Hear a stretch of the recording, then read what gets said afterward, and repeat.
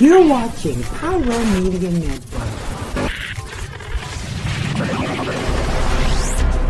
I gotta tell you something I could do. I could be running around chasing you, but I won't. Cause I got better things to do. Rather spend my precious time chasing somebody who loves me too. If I got $1 for every time you slam the door, I would be the richest girl alive, live. If you hadn't run away every time I asked you stay, you would sleep right next to me tonight. And you didn't know me, all you wanted was a game to play, and you couldn't handle that I had no ways. About your magic. Thank you for tuning in. If this is your first time joining us, welcome.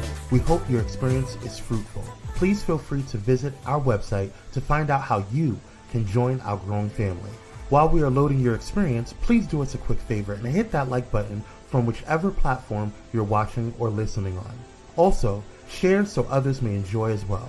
And we hope you would consider hitting that subscribe or follow button so you can check out more of our amazing content. All right, let's start the show. VICKtorious. VICKtorious.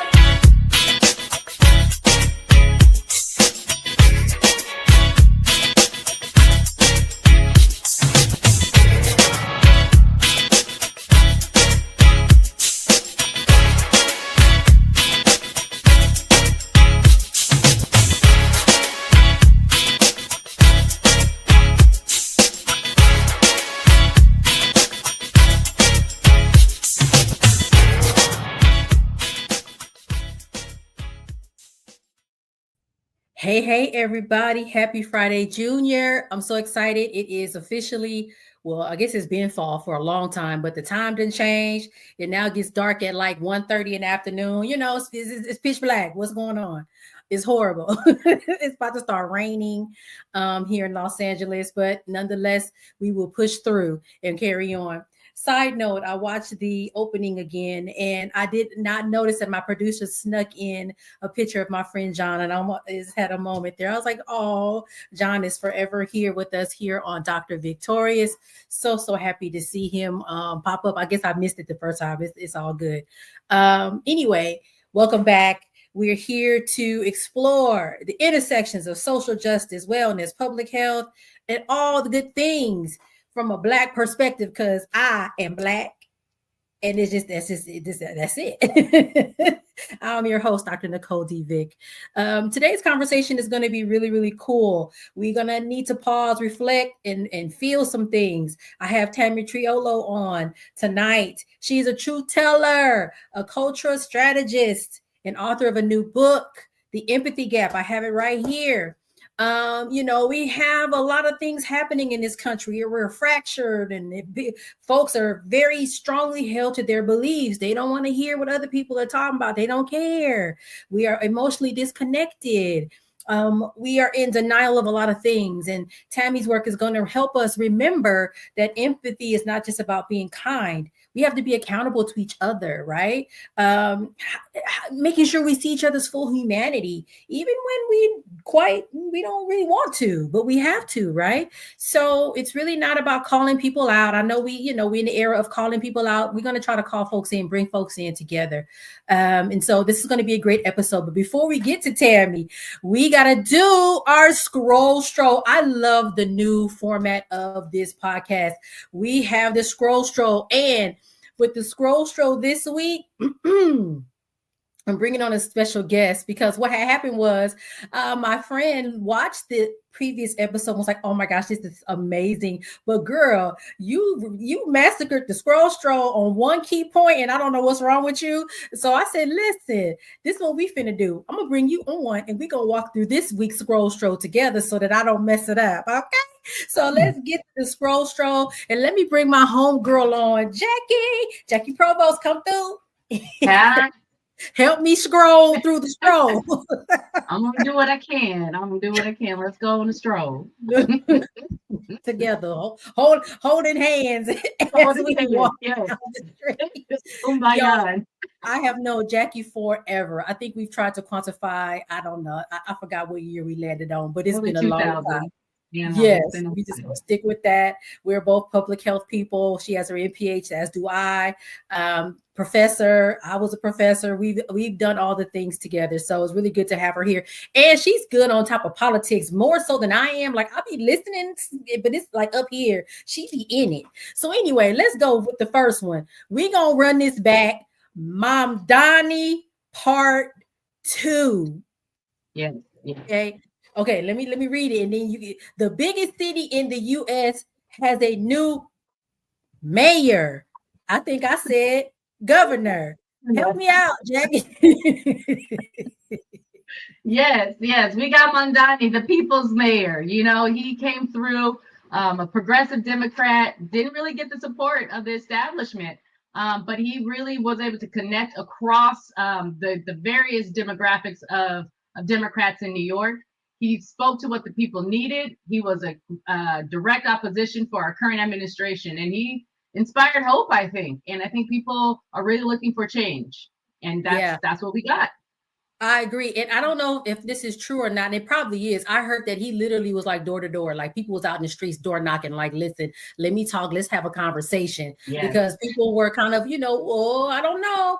And the sad part about it is, like, you would see former Governor Andrew Cuomo talking about, this whole anti-Muslim thing, because of course, Mr. Mamdani is Muslim, which is, I have Muslim friends and I love them. They were beautiful people, taught me a lot about Islam that I didn't know. So I'm like, what's wrong with him being Muslim? I don't like, I'm over here like, what's the problem? But celebrate diversity.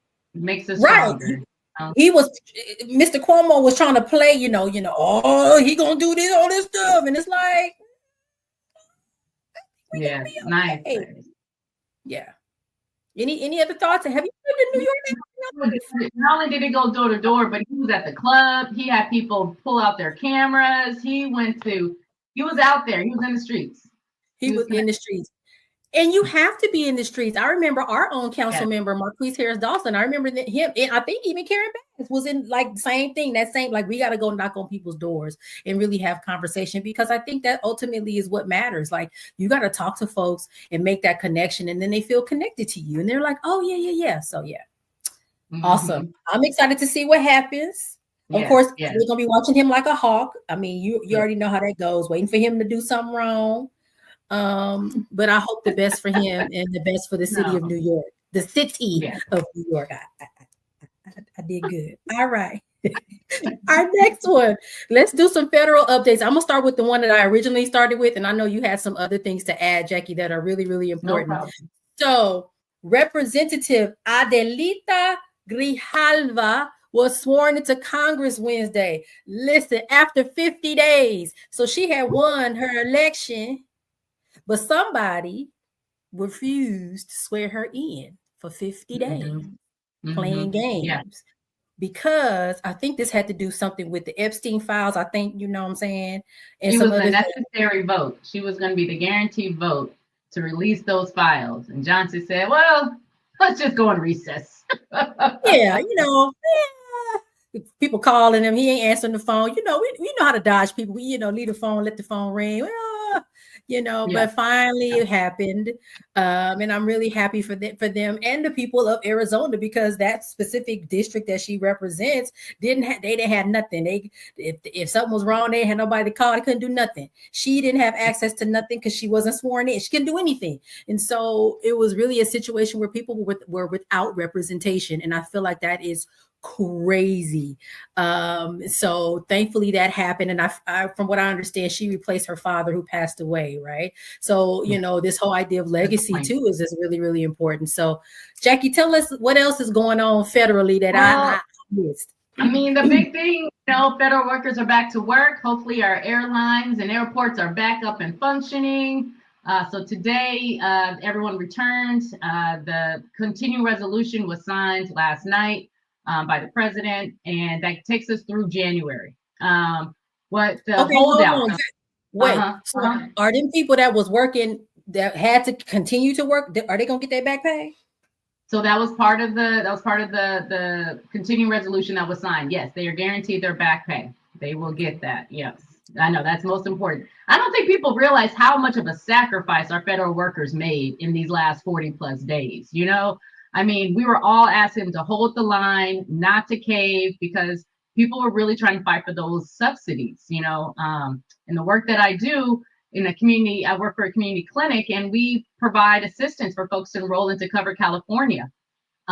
We are now seeing folks that go from $200 a month to $600 a month, from $9 to $400, from $600 to $1,200. You know, and that's the lower income that are eligible for Cover California. I can only imagine those with higher incomes and the impact that it will have. And yet, we had 8 Democrats cave. You know, go on with a promise to take this to a vote later. Johnson has no interest in doing so. So even if they take a vote in the Senate, the House will also have to take a vote. And Johnson says he has no plans to do so. So again, you know, the Democrats, for some reason, wanted to trust these lying Republicans and put people's access to care on the line. And those federal workers, those families on SNAP, all did that sacrifice for what? You right. know, that's the hard part. As Cardi B would say, what was the reason? If at the end of the day, folks was gonna cave, and trust me, I saw all over threads, them names was listed like, don't forget, right? Don't forget. Because this is a hot mess. Was there anything else? I think that was probably like the biggest. That's the biggest thing, you know. I mean, I think folks should really look at what was in that continuing resolution. There's also $8 million that are going to 8 Republican Congress members directly to their pockets, about $1 million each. Yeah, these folks are real criminals. So let's do our homework. Let's understand how they just robbing us blind. And let's hold folks accountable, most importantly. 2026 is going to be really important. Very important. Okay, we got 2 more. The last 2. 50-year mortgage. Let's just do this real quick. You have a mortgage, I have a mortgage. What you think? Yay or nay? I say nay. No way. Not who benefits from that? Just make housing affordable. Stop with this madness. Just make housing affordable. It can be done. Right. So quick one thing, and thank you for putting that one up. That's actually the most important graphic. Like, so you buy a house for $500,000, you're gonna end up spending $1 million in interest over the life of that loan. 50 years. Wow. You have to buy your house at 5 years old. Nicole, who wins on this though? Who wins here? It ain't the people. Who wins here? Nobody. The banks, girl. The banks is like, let's do it. 50 years.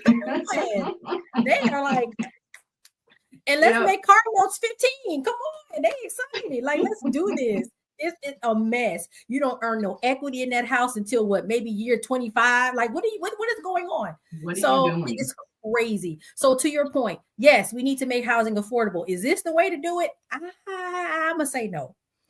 And the last one, marriage equality. Miss Kim Davis, remember that lady in Kentucky? And I feel bad because I have a property in Kentucky. I'm like, come on, Kentucky, get it together. She's the baker.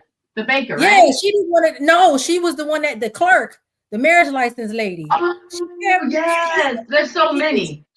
She keeps going to the Supreme Court, like, come on, overturn it. And the Supreme Court said, no, we will not hear anything about overturning marriage equality. We're not. So I am happy about that. People need to be allowed to marry who they love. It's your business. Right. Yes. And Kim, nobody said you had to marry a woman. Go on. Mind your business and process. You know what it is. You know what it is. She's mad because she can't live her truth. Whatever her truth is, she ain't living her truth, and she mad at everybody who can. A word was spoken. A word was spoken. A word was spoken. Thank you, Jackie, for the scroll. Thank you, Dr. Vick. This was so fun. See you next time. Come back when you have time. Right. We're going to go to commercial.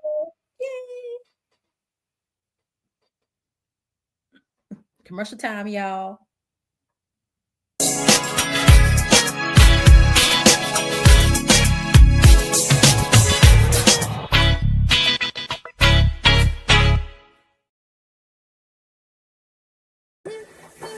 it's Pastor Kim from It's Just Kim Live Show, and you're watching Pyro Media Network.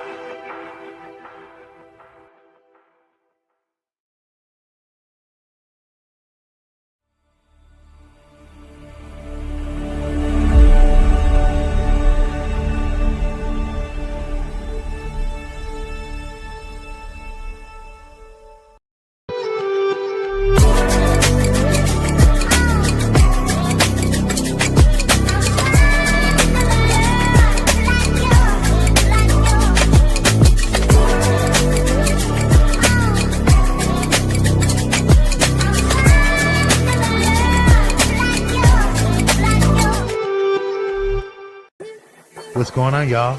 It's Kwame Speaks from Kwame Speaks Live, and you're watching Pyro Media Network.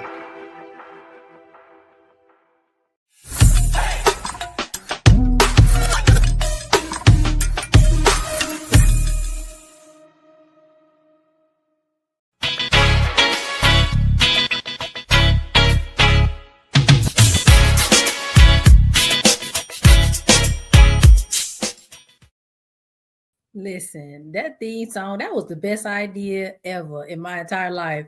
I don't know if it was me or my producer that came up with it, but whoever it was, that was amazing. The best idea ever. Anyway, y'all, we are back. That scroll stroll was amazing. I'm going to keep doing that. I love it. So we're going to do that moving forward, bring in guests to come just kind of chit chat and just bounce this stuff off, because I'll be seeing all kind of stuff on social media. And I promise y'all right now, they're very political because that's kind of where my eye is leaning toward. We're going to start, put some little fun in there too. Don't worry. But now I have a very, very special guest that I met on LinkedIn. I don't know how many years ago. It was her and it was Vonda. And then Vonda left LinkedIn, then Tammy left LinkedIn. And then it was like LinkedIn is now dry because she not there no more. But she has an amazing book that she has written called The Empathy Gap. I have it sitting right here. Look at that. Hey. And I want to talk to her about the book and what prompted it and all those good things. So let's just bring her on because we got to get to chit chatting.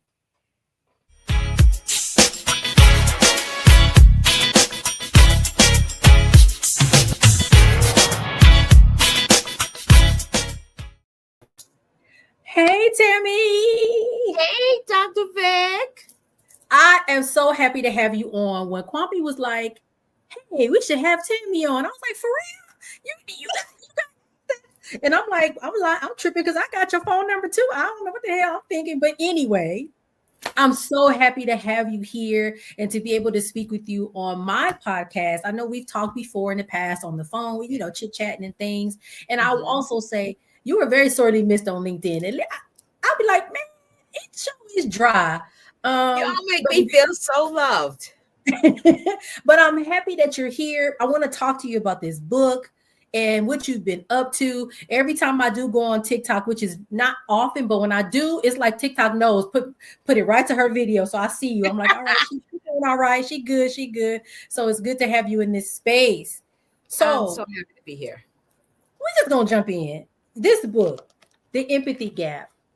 You started this book with what happened to our shared humanity. And I want to know what led you to write it and why now? Why is this book needed now? I think the book has been needed for a very long time, if I'm going to be completely honest with you. But what prompted me to write it was the work that I do around diversity, equity, and inclusion, right? And in the space, in the DEI space, a lot of the work is around metrics, how many bodies we have in the building, how many different demographic we have, where do we slot these people in. And I remember working with a client. She was an attorney for a law firm, and they had 3 offices in Jersey, New York, and Philadelphia, and somehow managed to have all white law firms. And I said, you had to make an effort, right? Like, we're not talking about South Dakota, Iowa, and Idaho. We're talking about very populous, very diversity drenched cities. And for you to be in a diversity drenched city and still manage to have an all white law firm in all these different offices, effort was made here. And so let's be honest about that. And I said to her, I said, I can come in and help you kind of navigate policy and conversations, I said, but I'm not going to help you bring in Black bodies into a hostile work environment simply because you want to say you have diversity there. I said, I think that attorney would be, I'd put them in the worst position. So let's talk about the culture you have, because you had to be intentional about this culture that you cultivated that only allowed white bodies in the space, right? So I know that there's a culture there. So let's talk about that culture. And does that culture, is it undergirded with empathy? Because if it's not, I'm not the DEI consultant for you. I will not help you do that work. And so we spent about a good year working together and kind of like reevaluating the culture, having harder conversations with her partners about the direction for the firm. And by the end, when we got done, they had hired a Black man, a Muslim woman that wore hijab, and somebody else. But the environment was empathy rich for them to be there. And so for my work, I just feel like empathy is central to how we get through racial conversations, how we get through conversations about sexuality and gender. And if we don't have that as the basis of the conversations we're going to have, then we're just going to be talking at each other and never understanding one another. 100% agree. And it's amazing that some of the things that you're talking about are some of the things that I focused on in my dissertation. I don't think we ever talked about this, but I decided to focus on the psychological safety of Black local health department employees in the United States. And, you know, public health is this institution that, and people hate this, but it's true. When we're doing our best, you don't see us. You don't see us until something happens. There's a Flint, Michigan, or there's COVID, right? But most of us come into the work because we're passionate about it. And of course, we also are educated. But we come into the space and realize, hold on, this entity is about equity, health equity, and reducing disparities, and but the way they do their work is actually the opposite of that. And so for Black people, we see it right away. We get in there like, now y'all done sat here and told this lie about what y'all about. And so when you talk about DEI, you know, sometimes people don't see public health work as DEI work, but it is. I think it's fundamental. I think it's one of the most important works around diversity, equity, and inclusion. And you can't help bridge health disparity if you don't see the people as human as you. And so what is the thing that's going to make you see me as human as you? It is the level of empathy you have for other humans, irrespective of what they look like, the religion they come from, the people they love, right? The race they hold. If you can't see me as human to you, then all that other work that you're doing is for naught. It's a performance. It's not transformative. And so I wanted to write a book that helps both the Black reader and the white reader understand where the gap is, why the gap exists, and then how do we close it? Absolutely. I think it's so, so important. And you're right. We have to understand and be able to see ourselves and other people. And I'm going totally, I'm just going to say this to people that are listening and watching. I'm going totally off the rails. I have notes here. I'm I have another question to ask. Like, because I was thinking about this the other day. I'm like, how is it that some of us are, I feel naturally empathetic and some of us aren't? Like, and to your point, what you just said, I can be scrolling through LinkedIn and see a culture that is not of mine at all, children dancing, and I'm like, that is beautiful. I can see a man, he's singing, he's Muslim, and he's singing the prayer call. I'm like, I'm almost crying because it sounds so beautiful. I'm like, that is beautiful. I'm not Muslim, but I can see the beauty in it because I'm like, that's a beautiful thing, regardless of what it means. So I guess I want to ask you that, like, how, to me, it feels like some people are maybe naturally that way. I don't recall myself taking a class to learn to be this way. I just am. And some people just ain't got it. Like, what's that about?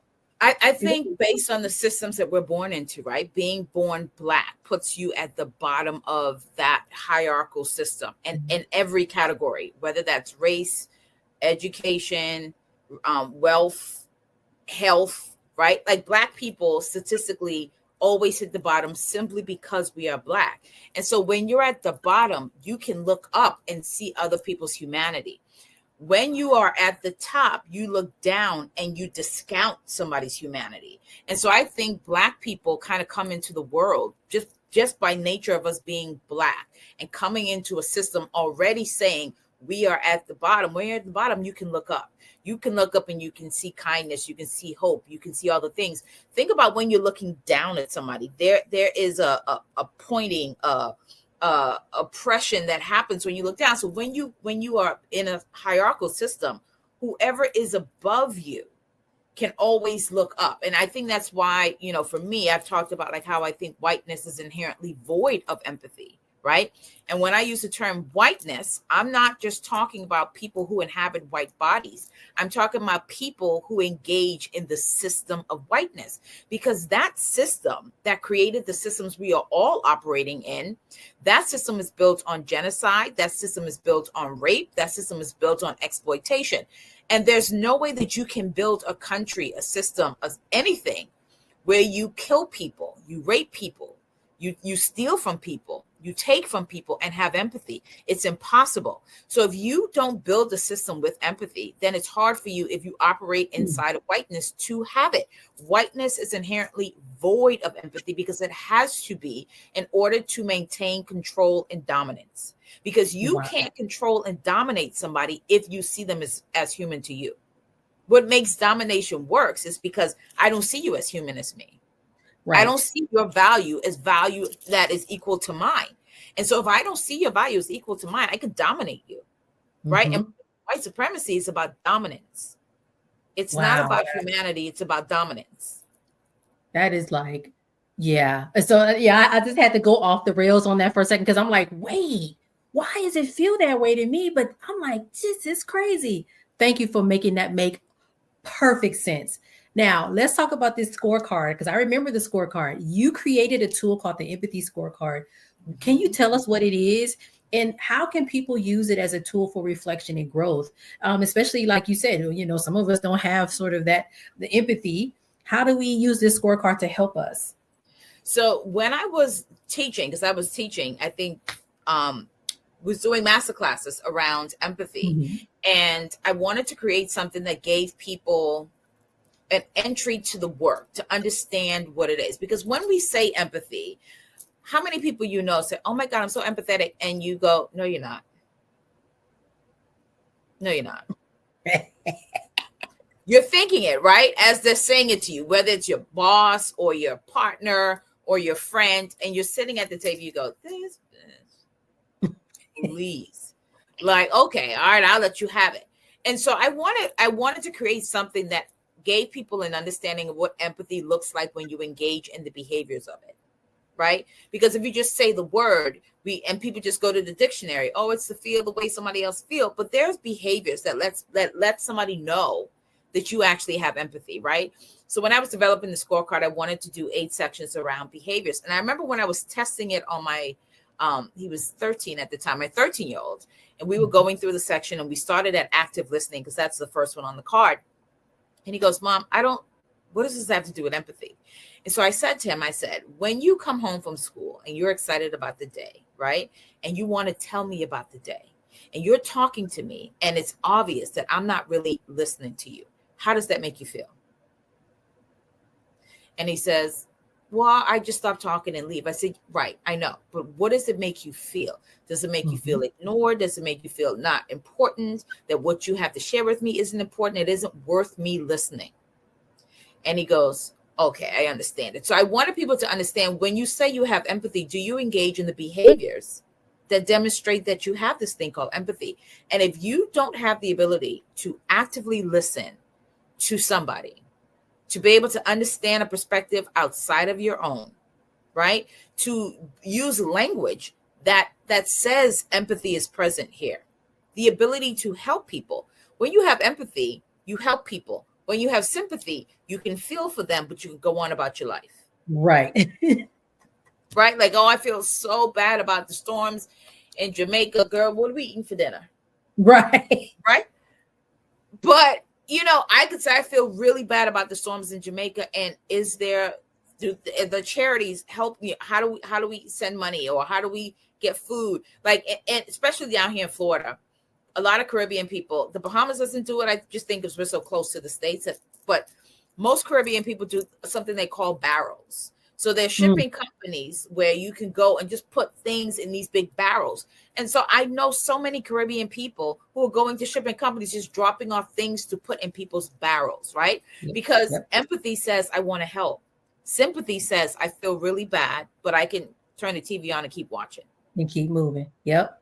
It's amazing. So you're right. Listening is the first thing. Because if you can't hear them, how can you even understand what their issues are, their concerns are, their wants, their needs, anything, if you're not even able to listen? You're not able to listen. And I think that there's some privilege in being able, to your point, to be able to be like, oh well, they ain't got nothing to do with me. Nothing to do with me. And I think that has led us to the country we now have, right? Oh, this is why we're here. You know, like whether it's the way the country is, where a workplace is, the way your own relationship is. Just take the thing. This inability to empathize with the person across from you creates a marriage that is stagnant. It creates workplaces that still feel hostile, and it creates a country still divided. And so I know, like, when we think about the big issues of the world, I know we want a big answer. We need a complicated answer. And the answer is simply empathy. That's it. That's it. Like, if we engage with each other with empathy, we can shift the way that we engage with our world, right? One of my friends said to me, she said, you've created a great tool when people find other uses for it. Now, when I first did the Empathy Scorecard, I had a woman message me, and, you get a lot of messages on TikTok. The DMs go nuts. And she said, I wanted to send me, she sent me an email because she's like, I didn't want to get lost in your DMs. And she said, I just want to tell you, I think the scorecard is single-handedly saving my marriage. And I thought, what? like what? So she said that her and her husband had, they'd gone through a really hard time. And there was just, you've been married before. I've been married before. You know how the breakdown happens, right? You stop talking, you stop communicating. Mm-hmm. And she said, I think we both was just waiting for the other one to pull the trigger. Like, we knew it was going to happen, but we just didn't know. We didn't know who was going to be the one. She said, I've been following you on TikTok, and I'd seen you talk about this empathy scorecard, and you were developing it and blah, blah, blah, blah. She said, and one day I just got it. And she was doing the scorecard, and her husband asked her what she was doing. So she said, I'm doing an empathy scorecard. Because when I first developed it, you could print it out and write on it. Yeah. Now it's digital. So she was, he saw with these papers, and she says, I'm doing like an empathy test. And he said, and kind of walked away. So the next day she said, do you want to do it with me? And so she went online, got another one, printed it out for him. And she said, and then we exchanged our scorecards with one another. And I asked him, based on the answers I gave, would he have given me those same answers? She goes, and it made having conversations easier because we weren't asking each other the questions. She said, because we would ask, but it felt, like we were accusing each other. Right. She said, but the scorecard took that away. Wow. So now I'm just asking you, how well do you actively listen? I'm asking you the question from the scorecard. This ain't from me. This is from the scorecard. And so she said, we took a section like every night. One night we would just do the active listening section. She goes, and maybe we got through all 8 questions, or maybe we got through 2 or 4, and then we'd come back the next night. But she goes, we went section by section, and all of a sudden, when talking felt like we couldn't even do it, we were talking again. That's great. Look at you. See, you creating stuff, saving people's marriages, saving the world, getting people connected. I'm trying. And it's funny because I will send her an email just checking, and she's like, we're still doing good. She goes, but we were, and this was, the scorecard's been out almost 2 years now. And she said, no, we're still doing good. She goes, we still go back to it though. She goes, he'll be like, we need to revisit that, understanding perspectives. We need to go back and revisit that. And I love that. And I think, wow, like, okay, so this is why I created the tool. So that's why I created it. And then the book felt like an evolution of all the work, all the classes I've taught, all the consultations I've been in, just felt like put it in a book. Put it in a book. It makes sense. And I'm so glad that you did. So we're getting ready to wrap up. It went by way too fast, but it is what it is. But you write about empathy as both a mirror and a lantern, a tool for truth and transformation. What does that look like in practice? And maybe your example kind of is that, but if there's anything else you want to add to that. So a mirror is being able to take a real good look at yourself. And I know that as humans, and I say this as an avoidant, right? Like if it gets too heavy, if it gets too rough, I try to avoid myself. But I want you to look at yourself and about how you engage with empathy. And then once you can look at yourself and have that on your own reckoning, use what you got as the lantern to chart your course, to go forward in your life. And so I want people to think about empathy, about like, how do I reflect it? Not just for myself, but outside of myself. Because when we are reflective, everybody sees. Yeah. Everybody sees. Yes. I love that. If you could leave listeners with one question to sit with after reading your book or hearing this conversation, what would it be? So this is our wrap-up question. So the question I would tell people to sit with is, and this is going to sound weird because it's not the book, but have I been empathetic to myself? Have I been empathetic to myself? Because when we can practice it for ourselves, it is easy for us to practice it outside of ourselves. I think people struggle with empathy so much because they're so mean and nasty to themselves. Absolutely.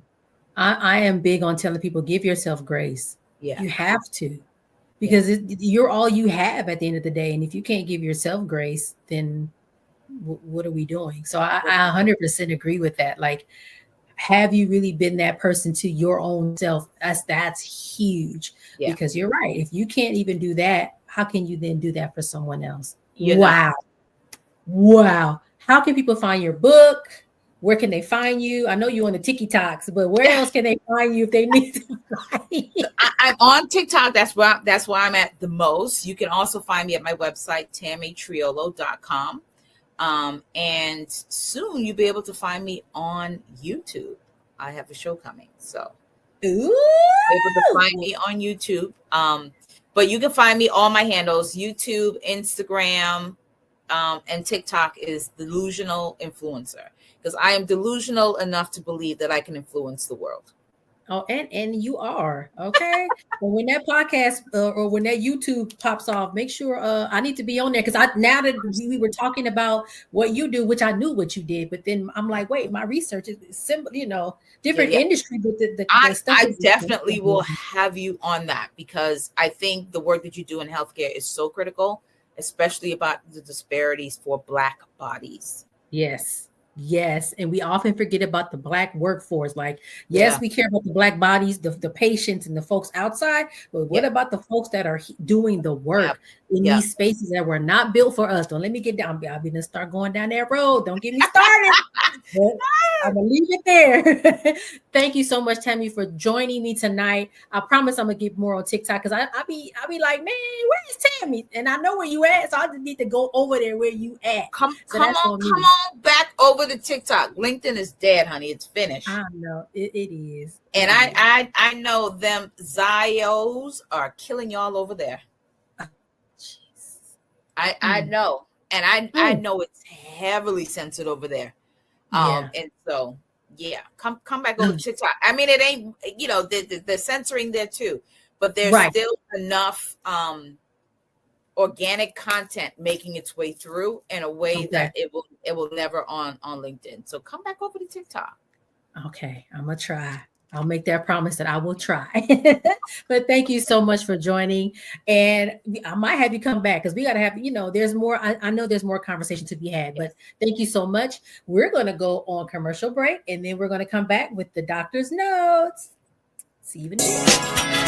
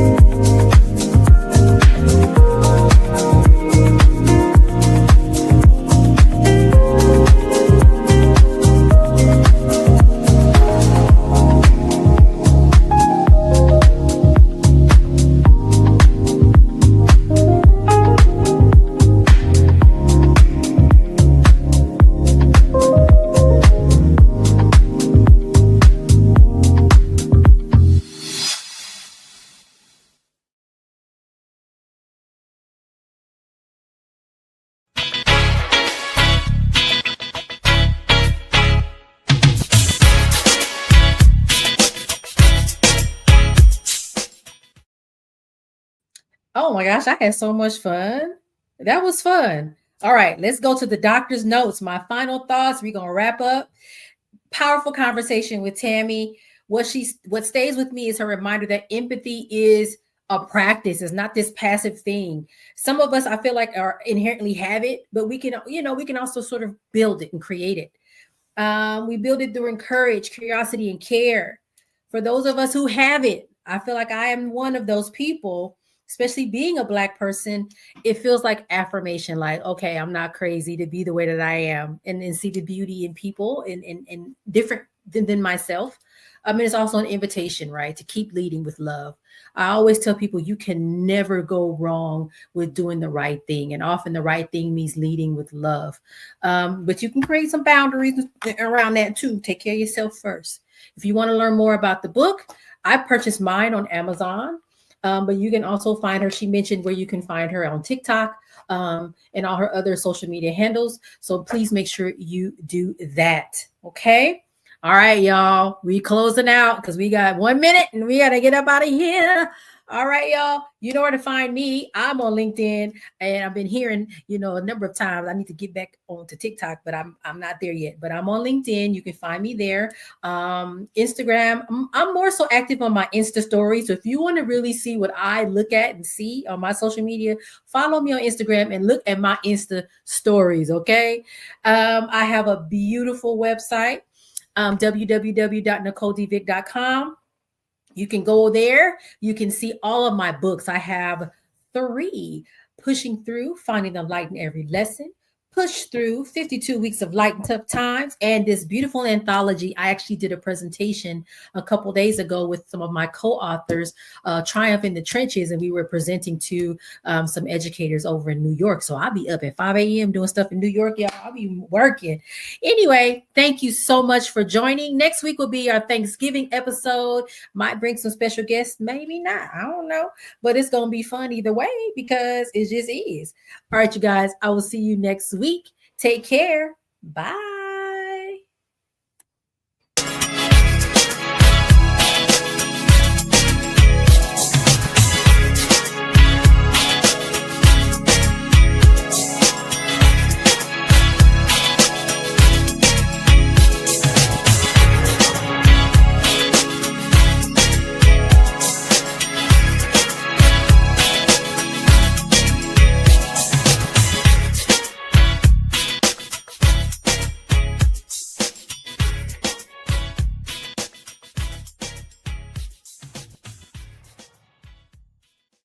Thank you for watching Pyro Media Network. For more information, please visit pyromedianetwork.com.